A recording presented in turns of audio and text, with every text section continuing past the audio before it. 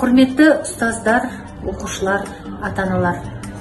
2017 жылы Қазақстан Республикасында мереке күндер тізбесін бекіту туралы үкіметтің қаулысына сәйкес қыркүйектің 5-і Қазақстан халқы тілдерінің күні болып бекітілген.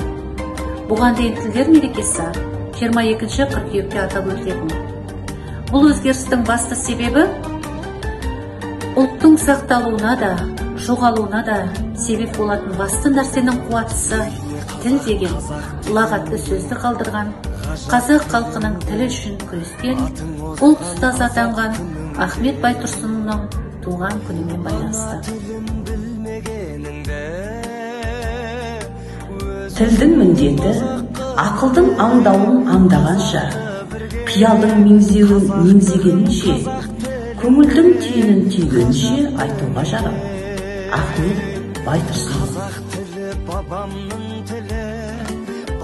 Өз тілімен сөйлескен, өз тілімен жазған жұрттың ұлттығы еш уақытта адамы құрмай, жоғалмайды.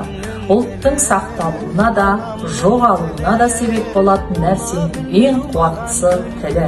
Сөзі жоғалған жұрттың өзі де жоғалады.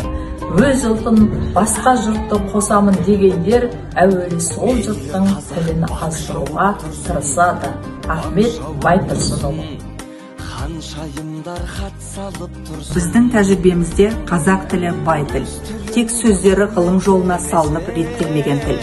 Қазақ тілі ғылым жолына салынып реттелсе, ешбір жұрттың тілмен тең болатын емес. Бұған илануымыз керек. Халел Досмұхамедұлы.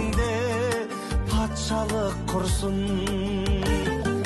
қазақ тілі бабамның тілі, баламның тілі, тілім барда адаммын.